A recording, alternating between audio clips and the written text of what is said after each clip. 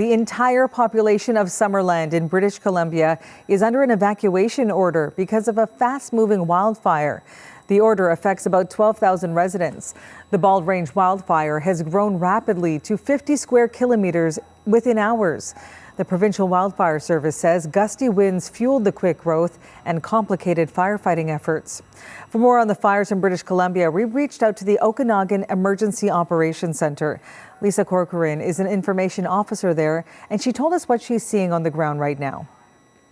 So what I can talk about is the wildfires that are burning in the central Okanagan. And so the primary one that we're worried about tonight is the Bald Range wildfire, which started yesterday afternoon, I guess, late in the day, and has grown very, very rapidly. It's a very dynamic and challenging fire, and has had substantial evacuations both in the central Okanagan and also in the south Okanagan. Evacuation orders impacting thousands of properties right now, but also evacuation alerts. What can you tell us about the communities just outside of where the fire is burning who have been told to leave, or rather to be ready to leave at a moment's notice? For sure. Yeah, so in the central Okanagan, we have residents in Peachland who have been given an evacuation alert tonight, or this morning.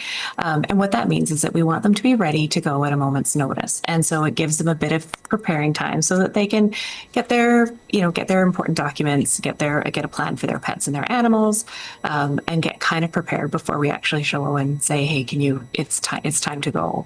And hopefully we don't get to the point where we actually have to evacuate them, but we do want to give them a bit of a heads up so they can be prepared to go at any time. For someone who has never experienced an evacuation order, once it gets to that, how quickly can this happen? Because for many people, it could, there's not that much time for them to respond and leave. Yeah, for sure. So I know tonight there were people that were seeing the fire and leaving almost immediately. And so there really isn't a whole lot of time sometimes to get yourself organized, which is where these alerts come in, and give people an opportunity really to kind of get prepared and be ready to go. But for those who were ordered out tonight, for sure, it's a really quick and startling and thing. We have emergency support services set up. So we ask people to go and register with ESS, and it gives them access to things like lodging and food and whatnot. And it's run by volunteers in the community. And so it's really the community kind of coming together to wrap their arms around those who have been impacted by evacuations this morning. And speaking of people coming together, what has the community response been? So it's interesting because we have a lot of volunteers who work with our ESS team, and so they get called out in the same way that folks who are being evacuated are called out. So they get a call saying, hey, we have a need, come on down. They come down. They really kind of act as that first face to those who have been evacuated and kind of help them get set up with ESS supports, and in some cases find them places to stay within our group lodging. They're these amazing compassionate and empathetic problem solvers within our community to support those who are impacted. Finally, I want to ask you about the conditions that are expected. Not ideal for fighting such major out-of-control fires, which is not great for those on evacuation alert who are maybe getting ready and hoping they won't have to leave after all. But give us a sense of how challenging the conditions are there right now and how that's maybe not helping the firefighting efforts.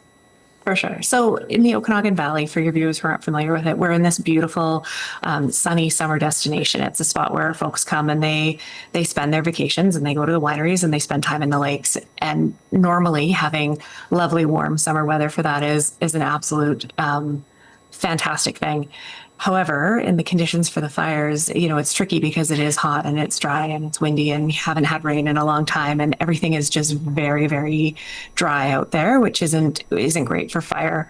The reality, though, is we're in this space right now, and like I say, the Okanagan is beautiful, and it's really hard to watch the fires go through parts of the region.